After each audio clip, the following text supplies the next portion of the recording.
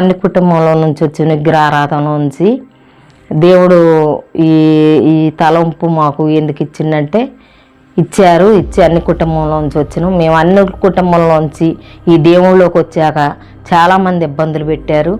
మరి మా వదిన గారు కూడా బొట్టు పెట్టుకోకపోతే మా ఇంటికి రావద్దన్నారు. అయినప్పటికీ నేను బాధపడలా. దేవుడు వైపే చూసిన కానీ వాళ్ళ వైపు చూడలేదు. దేవుడు గొప్ప దేవుడు, ఆయనకంటే మీరు ఎక్కువ కాదు. నేను ఆపదలో ఉన్నప్పుడు నన్ను ఎవరు రక్షించలేదు, ఆయనే రక్షించారు. నాకు బొట్టుతో సంబంధం లేదు, మీ ఇష్టం అయితే రామంటే వస్తా లేకపోతే లేదని అన్నాను నేను. తర్వాత మా తోటికోళ్ళ గారు కూడా ఒకసారి మా చుట్టాల పెళ్ళికి వెళ్తే ఆ చుట్టాల పెళ్ళికి వెళ్ళినప్పుడు భోజనానికి చెప్పటం అంత అవసరం కూడా లేదు. మా ఊరు నుంచి ఒక 10 మంది 20 మంది 25 మంది వెళ్ళాం. మా చుట్టాలు బంధువులు అందరం మా ఇంటికి భోజనానికి రండి అని తీసుకెళ్ళినప్పుడు చాలా ఇబ్బందులు పెట్టారు. మేము ఈ దేవుళ్ళలోంచి బయటికి రావటానికి ఇబ్బందులు పెట్టినప్పుడు కూడా అన్ని ఇబ్బందులు భరించినాం కానీ దేవుళ్ళలోంచి బయటికి రాలేదు. వాళ్ళందరికి భోజనం పెట్టారు కానీ నాకు నా భర్తకు భోజనం పెట్టకుండా వాళ్ళందరూ అన్నారు, ఏంటి మీకు బెట్ల అని వేళం చేశారు. వేళం చేసినప్పుడు కూడా మేము బాధపడలేదు. పెట్టకపోతే మళ్ళీ మేము తర్వాత తింటాంలే అన్నాం. కానీ అట్టన్నా మేము ఈ దేవుళ్ళలోంచి అవమానాలు ఎందుకని బయటకు వస్తామని అన్ని అవమానాలు పెట్టినా కానీ మీ అవమానాలన్నీ భరించుకుంటా ఇంతవరకు మేము ఇది చేసుకుంటూ వచ్చినాం. దేవుడి కృప వల్ల ఇంకా మేము చివరి వరకు ఆ దేవుళ్ళలోనే ఇది అయిపోతాం.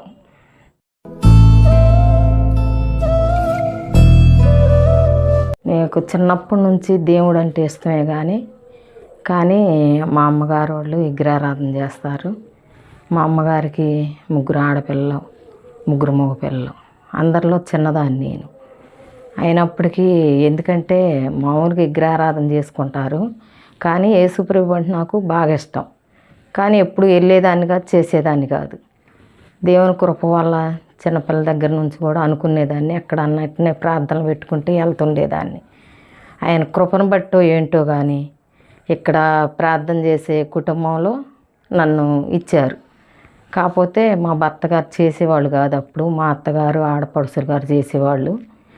5 ఆడపడుచులు, ఒక బావగారు, మా భర్త గారు. అయినప్పటికీ 5లో 4 మారారు, ఒక్క ఆడపడుచు గారు మారలేదు, మా బావగారు మారలేదు. అయినా కానీ ఇక్కడికి వచ్చిన దగ్గర నుంచి కూడా ప్రార్థన అంటే ఇష్టమే కానీ మా ఆడపడుచు గారు మా అత్తగారు చేస్తుండేవాళ్ళు. మేమేదో మామూలుగా అటుగా ఇటుగా వింటుండేవాళ్ళం కానీ కూర్చొని ఎప్పుడు ప్రార్థన చేసేవాళ్ళం కాదు. దేవుడు కృప వల్ల నాకు 2 బిడ్డలను ఇచ్చారు. బిడ్డలకి పాపకి 3 సంవత్సరాలు, బాబుకి 5 సంవత్సరాలు. ఆ టైంలో నాకు చిన్న బలహీనత వచ్చినప్పుడు అసలు ఎన్ని హాస్పిటల్కో తీసుకెళ్ళారు. ఆర్థిక పరిస్థితి తినటానికి కూడా సరిగ్గా చాలా కష్టంగా ఉండేది ఇంట్లో. అయినప్పటికి కూడా అప్పుడు 100 రూపాయలు దొరకాలంటే 2-3 రోజులు కష్టపడితే వచ్చేయి. హాస్పిటల్కి చుట్టుపక్కల హాస్పిటల్ ఎన్ని ఉన్నాయి అన్ని హాస్పిటల్కి తీసుకెళ్ళినా కానీ అసలు తగ్గటం లేదు. ఎన్ని హాస్పిటల్లో చూపించినా కానీ వాళ్ళకి ఏం అర్థం కావట్లేదు. మా తోటలోకి వెళ్ళేవాళ్ళం పని చేయటానికి. ఒక్కోసారి ఆ బాధ విపరీతమైన బాధ, ఆ బాధ ఎవరికి చెప్పుకోవటానికి కూడా చెప్పుకోలేని పరిస్థితి. అయినా చాలాసార్లు నేను ఆ బాధ తట్టుకోలేక చనిపోవాలనుకునేదాన్ని. చూపిస్తానే ఉండారు కానీ తగ్గటం లేదు. విపరీతమైన బాధ, తినటానికి కూడా తినలేకపోయేదాన్ని. అస్థిపంజరం లాగా అయినా అసలు బాగా ఆ బలహీనతకి తట్టుకోలేక బాగా బలహీనరాలుగా అయిపోయిన. ఇంకా ఆడ చూపించి తర్వాతకి ఇంకా తగ్గపోయేసరికి మా ఇంటి పక్క తోటికోళ్ళ గారు వరుస అయింది. ఎట్టొకట జాగ్రత్త చూపించుకమ్మాయి పిల్లలకి వండి పెట్టడానికన్నా కావాలిగా చనిపోయే పరిస్థితికి వచ్చింది. చాలాసార్లు ఆ బాధ తట్టుకోలేక మా తోటలో 7 దాకా తోటలోనే ఉండేదాన్ని పని చేసుకుంటూ చనిపోవాలని. బయలో పడి చనిపోదాం, ఈ బాధ ఎన్ని రోజులు ఒక గంట గడితే ఒక రోజు అంతా గడిచినట్టు అనిపించేది. ఆ బాధకి తట్టుకోలేక అంత విపరీతమైన బాధ అని చాలాసార్లు అనేది. ఎట్టోకట చూపించుకోమ్మ పిల్లలకు వండి పెట్టడానికన్నా కావాలిగా, పిల్లల్ని ఎవరు చూస్తారనేది. అప్పుడు కొన్ని రోజులు అప్పటికి అటని ఇటని సంవత్సరం కావస్తుంది. సంవత్సరం కావచ్చేసరికి బాగా బక్కగా అయిపోయాను నేను. అయిపోతే అప్పుడు ఇక మా అమ్మగారికి రామానంటే ఇట్ట మేము హైదరాబాద్ వెళ్ళి చూపించుకోవాలా.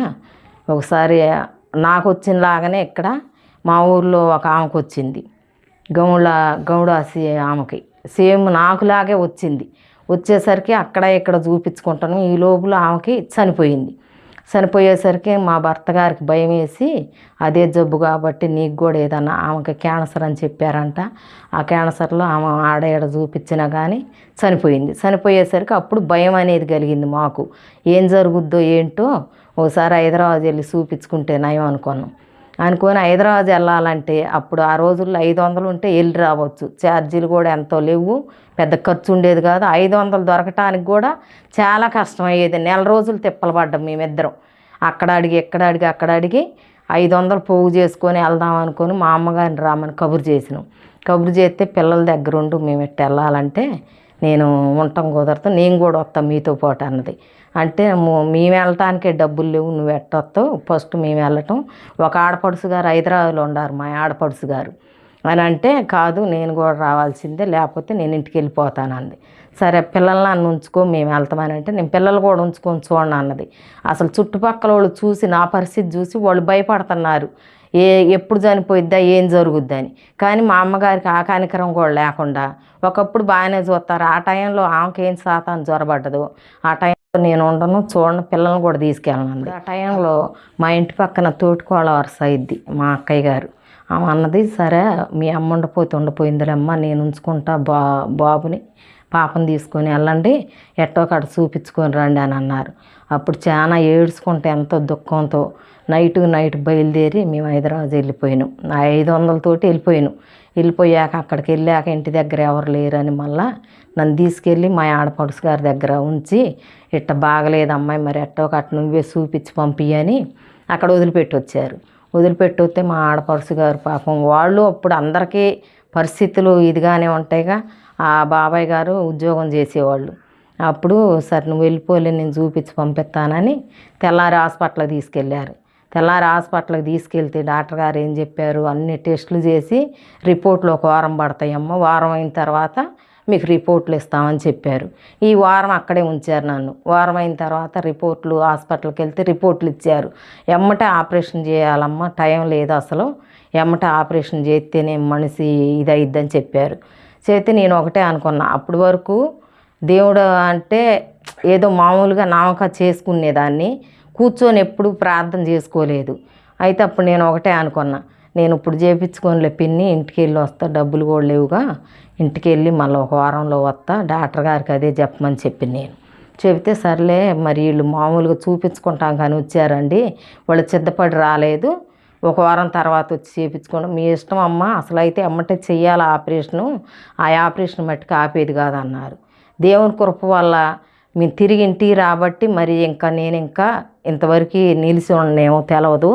అదే ఆపరేషన్ చేయించుకుంటే అది ఏమయ్యేదో అది ఆ దేవుడికే తెలవాల. దేవుడు అదే నాకు ఆలోచన కలిగించి ఉండటానికి వీల్లేదు వెళ్ళిపోమని చెప్పినట్టుగా ఇంటికి వచ్చేసాక కూడా 5 రోజులకి మందులు ఇచ్చారు. 5 రోజులకి మళ్ళీ ఎమ్మటే రావాలమ్మ, నువ్వు ఆగకూడదు, అది చాలా ప్రమాదమైంది, ఆపరేషన్ వెంటనే చేయాలన్నారు. రోజుకి 100 రూపాయల మందులు వేసుకునేది. 2 రోజులు వేసుకున్నా కొద్దిగా ఆ బలహీనత బాగా ఎక్కువైపోతుంది, తట్టుకోలేకపోతాను నేను. ఒక గంట గడితే ఒక రోజు గడిచి సంవత్సరం గడిచినట్టు అనిపిస్తుంది ఆ బాధ నా మనసులో. ఇంకప్పుడు ఏం చేసిన, ఒకరోజు శుక్రవారం మా అత్తగారు ఇంకా మా చుట్టాలు వాళ్ళు గృహంలో కూర్చొని ప్రార్థన చేసుకుంటున్నారు.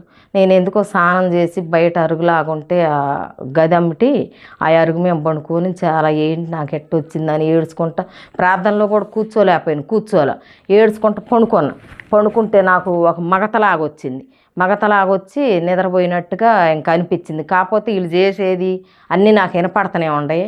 అప్పుడు తెల్ల వస్త్రాలు వేసుకొని ఒక మనిషిలాగా వచ్చారు.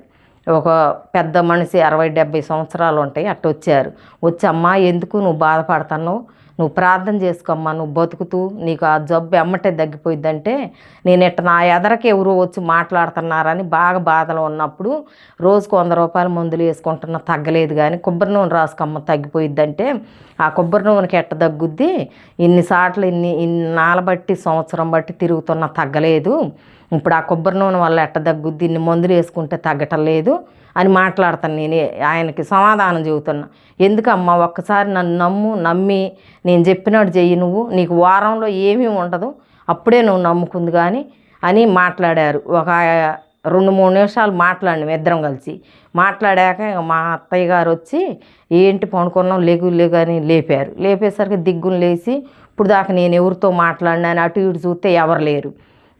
ఒకవేళ యేసుప్రభు వచ్చి కానీ మాట్లాడారా ఏంటని నా ఆత్మలో అనుకొని ఇంక నేను ప్రార్థన చేసుకుంటా తోటలోకి వెళ్ళిపోయినా మధ్యాహ్నం టైంలో.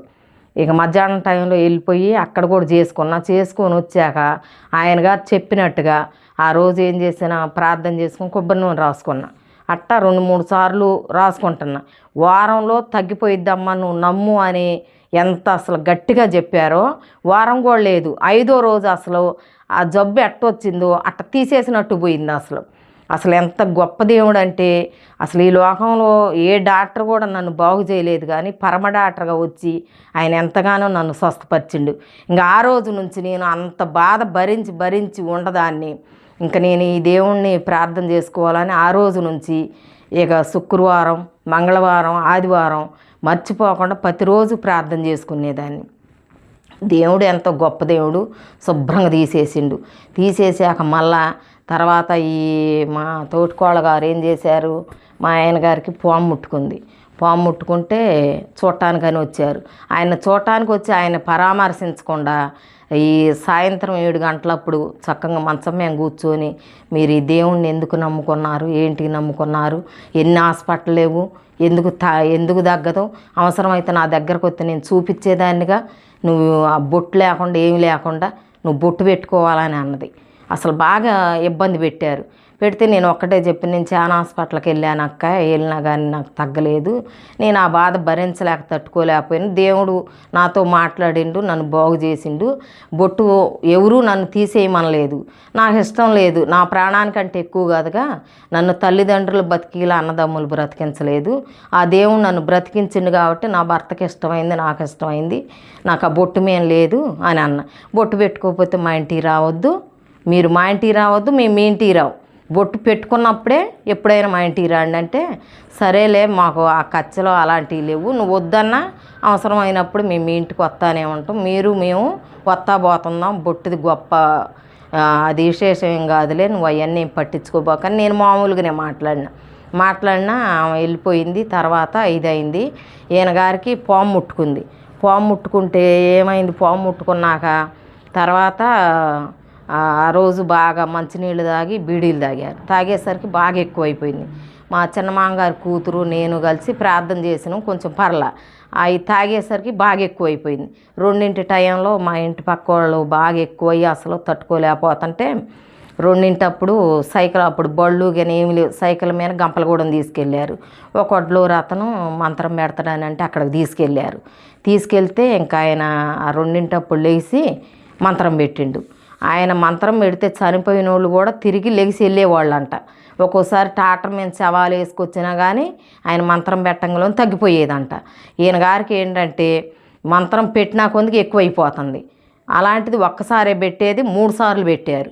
3 సార్లు పెట్టినా ఎక్కువైపోతే ఇంకా ఆయన ఏమన్నాడంటే, ఇంకా లాభం లేదు అమ్మా, మరి మీ ఇష్టం, ఇక్కడ జన్సన్లో ఒక ఆయన ఉండు, ఆయన ఫోన్ చేస్తే ఫోన్ నెంబర్ ఇచ్చిండు, ఫోన్ చేస్తే టవలో ఏదో జించుతుడు, ఇంకా అది మీ అదృష్టం, నేను ఎంతమందినో చూసా కానీ ఇలాంటి కేసును ఇప్పుడు చూడటమే, నేను తీసుకెళ్ళండి, ఇంక అక్కడ ఫోన్ చేసి మాట్లాడండి, ఇంక అదంతా మీ ఇష్టం అన్నారు. ఈ కాలు పాదం కాడ నుంచి ఇక్కడి వరకు బాగా బోధకాలులాగా ఇంత అయిపోతే ఇంకా మేము అప్పుడు బీరేళ్ళు ప్రార్థనకి వెళ్తున్నాం బాగా. అప్పుడే ఫస్ట్ స్టార్టింగ్లో బాగా బలంగా ప్రార్థన చేస్తున్నాం, శుక్రవారం, మంగళవారం, ఆదివారం. ఇంకా నా మనసులో ఏమనిపించిందంటే, ఇంకా ఆయన ఎట్టాగు నమ్మకం చెప్పాల, ఏదైతే అది అయిద్ది, దేవుని కృప వల్ల ఏదన్నా ఉంటే దేవుని కృప వల్ల ఏదైతే అది అయింది, ఆయన నమ్మకం చెప్పలేదుగా, మందిరానికి వెళ్దామన్నా. ఈయన గారు కూడా బాధలో ఉండి వెళ్దామని అంటే అప్పుడు జగ్గయ్యపేట, తిరుగూరు నుంచి జగ్గయ్యపేటకు ఒకే బస్సు ఉంది పొద్దున 5 గంటలకి. ఇక 5 గంటలకి వెళ్ళి రోడ్డు మీద నించొని ఆ బస్సు రంగలోని ఎక్కిళ్ళు మధుర టేజీ కాడికి వెళ్ళంగలోని ఈయన గారికి నమ్మకం లేక ఇంకెట్టాగు నమ్మకం చెప్పలేదు, బతకనన్నారు. అసలు మనిషి కూడా బాగా సీరియస్ అయిపోయారు. అయితే మా ఆడపడుచులు 2 రాయనపాటులో ఉన్నారు, వాళ్ళు రైల్వే ఉద్యోగం, ప్రార్థన కూడా చేస్తున్నారు. అయితే మరి బస్సు దిగి రైలు స్టేషన్కి వెళ్ళి నేను ఏదన్నా అయిపోతే నీకేమీ తెలవదు, చదువు కూడా రాదు. అప్పుడు ఒకే ఫోన్ ఏంటంటే రైల్వే ఫోన్, మామూలు ఈ ఫోన్లు కానీ ఏమీ లేవు. లేకపోతే నువ్వు ఫోన్ చెయ్యి, నేను ఇక్కడ బస్ స్టాండ్లో కూర్చుంటా, నీకు తెలవదు, నువ్వు ఇబ్బంది అవుతూ, నేను ఎట్టాగా ఆయన ఇంక నమ్మకం లేదని చెప్పిండు, నువ్వు బాధపడతావు అని చెప్పారు. చెబితే నాకెందుకో దేవుడు బాగా ధైర్యం ఇచ్చిండు. ఏమీ కాదు, ఏదైతే అది అయింది, ఏది జరిగినా నేను అప్పుడేం చేసి చెబుతా, ఎక్కడ ఆగటానికి వెళ్ళలేదు, మనం వెంటనే మందిరానికి వెళ్ళిపోదాం, మధ్యలో ఎక్కడ ఆగొద్దు, దేవుడు గొప్ప దేవుడు, ఆయన ఏమీ కానీ వెళ్ళే, ఏదన్నా జరిగితే ఎట్ట అనిపించింది నాకు, ఏదన్నా జరిగితే అప్పుడే చేసి నేను చెప్తాలే వెళ్దామన్నా. సరే నీ ఇష్టం అన్నారు. మేము బస్సులో ఎక్కిన దగ్గర నుంచి కూడా బస్సులో జనం అందరూ ఈయనగారికి వెళ్ళే చూస్తున్నారు, ఏంది అట్టయింది, ఏంది అట్టయింది, ఏం జరుగుద్దని ఏలగలబడిపోయారు. బాగా ఇంతలా కాలు అయిపోయింది. మేము సరే అక్కడ దిగి అప్పుడు రుక్షా పెట్టుకొని బీరేళ్ళు వెళ్ళిపోయేసరికి మేము వెళ్ళినప్పుడు పాస్టర్ గారు లేరు, ఎక్కడో ప్రార్థనకి వెళ్ళారంట. అయ్యో మనం వచ్చినాం, పాస్టర్ గారు కూడా లేరు ఏంటబ్బా అనుకొని ఆ రుక్షా అక్కడ ఉండమని, సరయ్యా మేము మందిరంలోకి వెళ్ళి ప్రార్థన చేసుకొని వస్తాం, మళ్ళీ ఇదే తీసుకెళ్దు కానీ ఉండమనేసరికి ఆయన ఉండు. ప్రార్థనలోకి వెళ్ళి మందిరంలోకి వెళ్ళి మేము ప్రార్థన చేసుకుంటాను. నాకు ఆందోళనగానే ఉంది. ఇంక ఈ భయం మీద ప్రార్థన చేయటం, ఈయన గారికి ఇంక నేను బతకననే భయం కడుపులో పడి ఉంటుంది. బాగా ఏడ్చి ప్రార్థన చేసుకున్నారు మోకాళ్ళు వేసి. ప్రార్థన నిజంగా గొప్ప దేవుడు, అసలు ఈ లోకంలో ఎవరు అంత గొప్ప కార్యం చేయలేరేమో, కానీ మోకాళ్ళు వేసి మోకాళ్ళ మీద నుండి ఇంత లెక్క బాగా తడిసిపోయింది కూడా ఆయన ఏడుపుకి. నేను మామూలుగా నిరాశతో ప్రార్థన చేస్తున్నా. అసలు ఈయన గారు బాగా ప్రార్థన చేసుకునేసరికి ఆయన ప్రార్థన దేవుడు ఆలకించి మోకాళ్ళ మీద నుంచి కిందకు దిగేసరికి అసలు అవాపు కూడా లేదు. అసలు దేవుడు ఎంత గొప్ప కార్యం చేసిండంటే అంత గొప్ప కార్యం చేసిండు. అయినప్పటికీ అంత గొప్ప కార్యాలు, ఎన్నో గొప్ప కార్యాలు చేసిన ఈయనగారు ఆ సిగరేటు, ఆ చుట్టలు, మాంటలు, అసలు దేవుడు అసలు ఈ లోకంలో ఎవ్వరికి చేయని అద్భుత కార్యాలు చేస్తుండు మా పక్షాన. అప్పుడు నాకు వచ్చినప్పుడు ఆమెకు వచ్చి ఆమె చనిపోయింది. గొప్ప కార్యం చేసి దేవుడు నన్ను బతికించిండు. అయినా కానీ మరి నా భార్య ఎట్లా బతికింది ఇంకా ఎందుకనే లేదు. ఆ తాగిన ఆ చుట్టల వల్ల దేనివల్ల దేవుడు ఆ కార్యాన్ని పెట్టిండు. ఇంకా శుభ్రంగా తగ్గిపోయి మళ్ళీ అదే వృక్షాలు వచ్చి మళ్ళీ మేము వెనక తిరిగి వచ్చిన మళ్ళీ అవిశ్వాసం వచ్చి గంపలగూడెం వచ్చాక ఇంజక్షన్ చేయించుకున్నారు. నాకైతే నమ్మకం ఉంది దేవుడు తగ్గించాక ఇంకా, ఎందుకంటే కాదులే అక్కడ కొంచెం బొట్టుకు నేలకు గరిసింది, 2 సార్లు గరిసింది పాము. అసలు దేవుడు చనిపోయిన ఆయన్నే బ్రతికించిందంటే ఎంత గొప్ప కార్యం అది అసలు.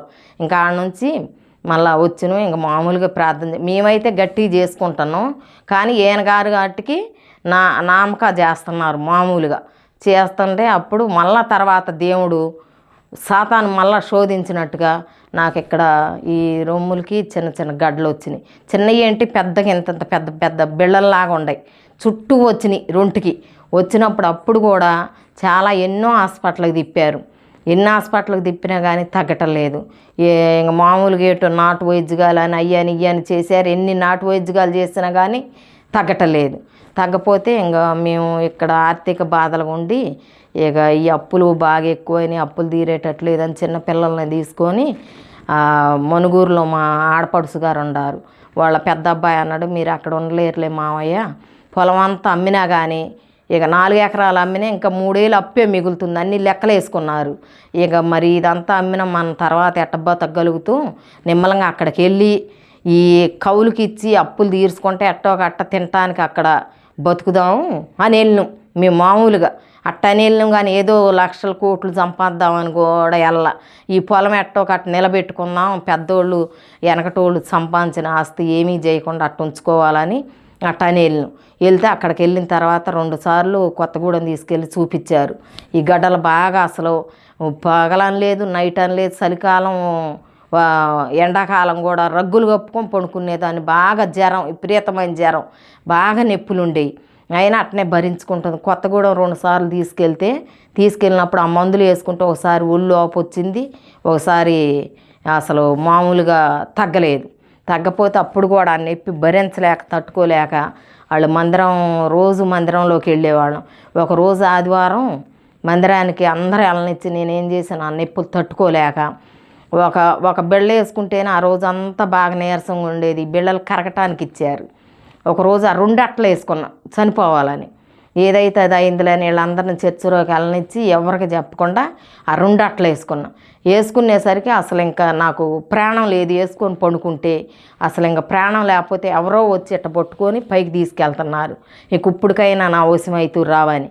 అప్పుడు సాధుగారులాగా ఒక కాషాయ వస్త్రాలు వేసుకొని తెల్ల బట్టలు వేసుకొని ఇట్ట పట్టుకునే కర్రలాగొచ్చి పట్టుకొని పోయే మనిషిని కొట్టి నా బిడ్డను నువ్వు తీసుకెళ్ళటానికి నీకు లేదు, ఆ బిడ్డ నా బిడ్డ, ఇంతవరకు నేను బ్రతికించుకున్న ఆ బిడ్డ మీద నీకు ఏ అధికారం లేదని, ఏబుకి ఎలా అన్ని కష్టాలు వచ్చినప్పుడు ఏబుని ఎట్ట ఆదుకున్నారో అలాగనే నన్ను అట్ట కర్ర పెట్టి కొట్టేసరికి నేను కింద పడిపోయేసరికి ఇంక అప్పుడు ఆయన వచ్చి నన్ను పట్టుకొని, అమ్మ నువ్వు ఎలాంటి పిచ్చి చేటాలు ఎప్పుడు చేయొద్దు, నువ్వు బ్రతికినంతకాలం నువ్వు దేవుడు సాక్షిగా బ్రతకాలా, ఎలాంటివి ఎప్పుడు చెయ్యి మాకు, నీకేం కాదు తగ్గిపోయిద్దని ప్రార్థన చేసి వెళ్ళాక తర్వాత మళ్ళా హైదరాబాద్ 2 సార్లు తీసుకెళ్ళారు హాస్పిటల్కి, క్యాన్సర్ హాస్పిటల్కి తీసుకెళ్ళారు. 2 సార్లు తీసుకెళ్తే ఫస్ట్ సారి ఒక చిన్న బెళ్ళ ఒక్కొక్కటి ఇచ్చారు, దానికి ఏమి తగ్గల. 2వ సారి తీసుకెళ్ళారు. 3వ సారి తీసుకెళ్ళినప్పుడు వాళ్ళకు కూడా డౌట్ వచ్చి చిన్న పీస్ తీసి పైకి పంపించి ఏం చెప్పారంటే ఇది రాను క్యాన్సర్ కిందకే వచ్చుద్దండి, ఆపరేషన్ చేసి గడ్డలు మొత్తం 2 చేతులకి ఆపరేషన్ చేసి మొత్తం తీసేయాలన్నప్పుడు అప్పుడు నేను ప్రార్థన చేసుకుంటున్నా కాబట్టి నేను ఒకటే అనుకున్నా, నేను మట్టుకు ఆపరేషన్ చేయించుకోను, చనిపోతే దేవుడి దగ్గరికి వెళ్ళిపోతా, బ్రతికితే ఆయన సాక్షిగా బతికి నేను అనేకుల కొరకు ప్రార్థన చేసేదానిలాగా ఉంటాను, చనిపోతే మట్టి ఆయన చూతించలేదు ప్రభువా, నేను చనిపోతే మట్టి నిన్ను చూతించలేదు, నేను బ్రతుకుంటే ఈ సాక్ష్యం అనేకులకు చెప్పుకుంటా, అనేకుల గురించి కూడా నేను ప్రార్థన చేసుకుంటా, ప్రభువా నీకు ఇష్టమైతే నన్ను బ్రతికించు, లేదా నువ్వు జ్ఞాపకం చేసుకో నన్ను అని నేను ప్రార్థన చేసుకొని ఏదేమైనా సరే నేను మట్టుకు ఆపరేషన్ చేయించుకోను. మా ఆడపడుచు గారు కూడా పాపం హైదరాబాద్లో ఉంటుంది, 2-3 సార్లు ఆమె హాస్పిటల్ చుట్టూ తిప్పి ఎట్టో ఒకటి చేయించుకోద్దనమ్మ, నువ్వు చేయించుకోకపోతే ఇవి ఉంటే క్యాన్సర్ కింద అవుతుందని చెప్పారంటే నేను మట్టి చేయించుకోకపోయినా ఏదైతే అది అయింది, ఆయన చిత్తం అయితే బ్రతుకుతా, లేకపోతే లేదు, ఏదైనా సరే నేను చేయించుకోను అనుకున్నాక కొన్ని రోజులు ఇంకేం లేదు, ఓన్లీ కొబ్బరి నూనె రాసుకుంటా ప్రార్థన చేసుకుంటా, ప్రభువా నీకు ఇష్టమైతే బ్రతికించు, చనిపోయిన లాజర్నే నువ్వు లేపినవు తండ్రి, నేను ఏ పాటి దాన్ని ఒక్కసారి నన్ను జ్ఞాపకం చేసుకొని నాకు ఈ గడ్డలన్నీ శుభ్రంగా తగ్గేటట్టు చేయి ప్రభువా, నన్ను సాక్షి బిడ్డగా వాడుకోను ఆయనని నేను ప్రార్థన చేసుకుంటే 1 నెల రోజుల్లో శుభ్రంగా ఎన్ని గడ్డలో అసలు అవి చూసే వాళ్ళకే భయపడేవాళ్ళు, అలాంటి గడ్డలు శుభ్రంగా తగ్గిపోయి నేను ఎప్పుడో 25-30 సంవత్సరాల కింద చనిపోవాల్సిన దాన్ని ఆయన కృపలో నన్ను ఇంతవరకు బ్రతికించినందుకు నా జీవితాంతం ఎంత ప్రార్థన చేసినా కానీ ఆయన రుణం నేను తీర్చుకోలేను. ఇదే కాదు ఎన్నో గొప్ప మేలు చేసిండు, చాలా అప్పులు ఉండేవి ప్రభువా, నా భర్త ఈ చుట్టల బారి నుండి తప్పించిన ఆయన, నేను బ్రతికొండగా ఆయన మారతారా లేదని ఎంతో ప్రార్థన చేసేదాన్ని. నిజంగా గొప్ప కార్యం వల్ల ఆయన మారారు. తర్వాత కొన్ని అప్పులు ఉన్నాయి, ఆ అప్పులు ప్రభువా ఎట్టో కట తీర్చిన ఆయన, మేము చనిపోయినా వీళ్ళు అప్పులు చేసి చనిపోయారని నా మనసులో నేను ప్రార్థన చేసుకునేదాన్ని.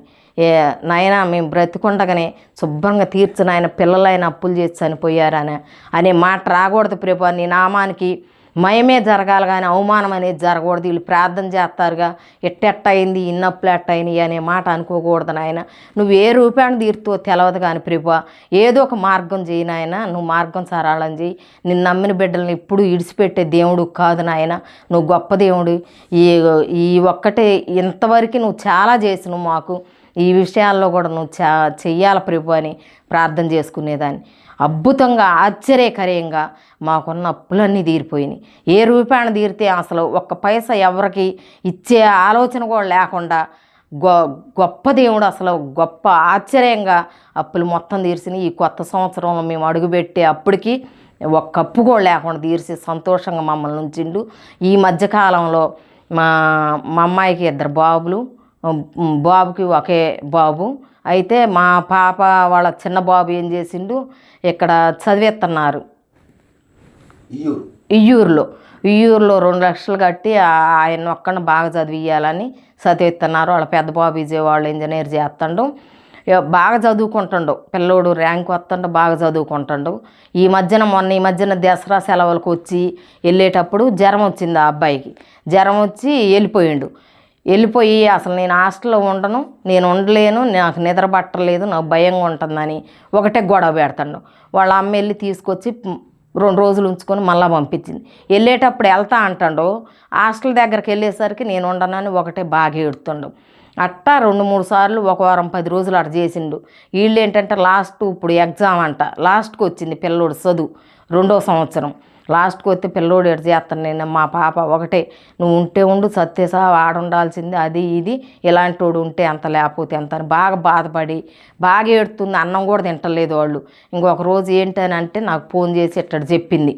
చెప్పినప్పుడు నేను అన్న, నువ్వేం అనబాకు, తిట్టబాకు, అట్ట బాధ పెట్టి ఇష్టం లేకుండా హాస్టల్లో పంపితే పిల్లోళ్ళు ఆగమవుతున్నారు. 1 సంవత్సరం వేస్ట్ అయినా మళ్ళీ 1 సంవత్సరం చదవచ్చు. పిల్లోడు ఏదన్నా అయితే మనకు రాడు, ఎక్కడి నుంచి వస్తాను, నువ్వు ఏం చేయి మాకు, ఏం అనమాకన్నా. ఆగటల్లా ఆమెలో కూడా సాతాను జ్వరపడ్డది. అసలు ఆగటల్లా విపరీతమైన తిట్లు తిడుతుంది పిల్లోడిని. ఆ పిల్లోడు వెళ్తానా తీసుకొచ్చి అక్కడ 2 రోజులు ఉంటాడు, నేను వెళ్తాను హాస్టల్ దగ్గరికి వెళ్ళేసరికి ఉన్నాను ఏడుతున్నాను. నేను ఒక రోజు ప్రభువా నీ చిత్తమైతే ఆ బిడ్డను మార్చి నాయన హాస్టల్లో ఉంటాననేటట్టుగా నువ్వు సాయం చేయి ప్రభువా అని బాగా ఏడ్చి మోకాళ్ళు వేసి ప్రార్థన చేసుకొని మేము సెమీ క్రిస్మస్ పెట్టుకోవాలనుకుంటున్నాం ప్రభువా, నీకు ఇష్టమైతే సెమీ క్రిస్మస్ పెట్టుకోబోయేసరికి ఆ బిడ్డ మారాలి నాయన. వాళ్ళ నాన్నగారు హైదరాబాద్లో ఉంటున్నారు, పాపం ఆయన బాధపడుతుండు, అందరం వాళ్ళ పెద్దమ్మోళ్ళు కంచెన్సెరలో ఉంటున్నారు, వాళ్ళు బాధపడుతున్నారు. అసలు వారం రోజులు తినటానికి అన్నం కూడా తినలేకపోతున్నాం, ఎంత చికాకో ఎంత గలిబిలు అయింది. అప్పుడు మేము సెమీ క్రిస్మస్ పెట్టుకోవాలనుకుంటున్నాం. ఆ రోజుకల్లా శుభ్రంగా పిల్లోడు నేను హాస్టల్లోనే ఉంటాననే మాట ఆ బిడ్డతో పలికించాలి. ప్రభు నువ్వేం చేస్తావో నాయన, నా కుటుంబంలో ఎన్నో గొప్ప కార్యాలు చేసినావు ప్రభు, ఈ ఒక్క కార్యం కొత్త సంవత్సరంలోకి మేము అడుగుపెట్టేటప్పటికల్లా ఈ ఒక్క కార్యం జరిగియాలి నాయనని ప్రార్థన. వాళ్ళ తాతగారు బాగా ఏడ్చి ప్రార్థన చేస్తున్నారు, నేను చేస్తున్నా. మా పాపను ప్రార్థన చేస్తుందో లేదో కానీ గొడవ ఏడుపులు గొడవ చేస్తుంది. వాళ్ళ నాన్నగారు వచ్చాక నేను కూడా వచ్చి మాట్లాడదాం, హాస్టల్ కాడికి పోయి అక్కడ ఒక ఇల్లు తీసుకొని వాళ్ళ అమ్మను ఉంచాలని మాట్లాడారు. అక్కడ వాళ్ళ అమ్మను ఉంటే చదువుకుంటాడేమని. ఇక మేము ఈ లోపులో ప్రార్థన చేస్తున్నాం. దేవుని కృప వల్ల రేపు సెమీ క్రిస్మస్ సనంగా వాళ్ళ నాన్నగారు అమ్మగారు వెళ్ళారు అక్కడికి. మరి ఏంటమ్మా అమ్మని ఇక్కడ ఉంచుదాము, ఒక రూమ్ తీసుకున్నాం, ఆ రూమ్ దగ్గర ఉండి నువ్వు హాస్టల్కి వెళ్ళి చదువుకుంది కానీ అని అంటే దేవుడు అసలు గొప్ప కార్యం చేసిండు. ఆ బిడ్డ హృదయంలో దేవుడు ఉండి, వద్దులే అమ్మ నేను మంచిగానే చదువుకుంటా, మీరు ఎవరు ఎక్కడ వద్దులే, మీరు వెళ్ళిపోండి, ఇక్కడ ఉండక్కర్లేదు, ఏం వద్దులే అమ్మ, ఎవరిని నేను ఇబ్బంది పెట్టను బాధ పెట్టనని గొప్ప సాక్ష్యం చెప్పిండు ఆ బిడ్డ. అది ఎంతో మాకు సంతోషంగా ఉంది. గొప్ప కార్యం. అసలు అలాంటి కార్యాలు ఎన్నో చేసిండు మా విషయాల్లో, చెప్పుకుంటే తరగని విషయాలు కూడా చేసిండు. ఇంకా ఆ బిడ్డ నిలబడి ఇప్పుడు వరకు చక్కగా చదువుకుంటాడు, మంచిగా ఉంటాడు, ఇంటికి వస్తానని కూడా అంటలేదు. దేవుడు అది ఒక కార్యం చేసిండు. సెమీ క్రిస్మస్ పెట్టుకున్నాం. సెమీ క్రిస్మస్ పెట్టుకున్నప్పుడు ఆ బిడ్డను గురించి సాక్ష్యం కూడా చెప్పాను నేను. బిడ్డ ఎట్ట నిలబడి ఉండవు, చదువుకుంటుండవు. ఇక చదువు అయిపోయేంతవరకు కూడా నేను ఇక్కడే ఉంటామా, నువ్వు రావద్దు, ఎప్పుడన్నా కావాలంటే వచ్చి చూసి వెళ్తుండు కానీ ఇక్కడ రూమ్ తీసుకొని ఉండొద్దు అని చెప్పిండు.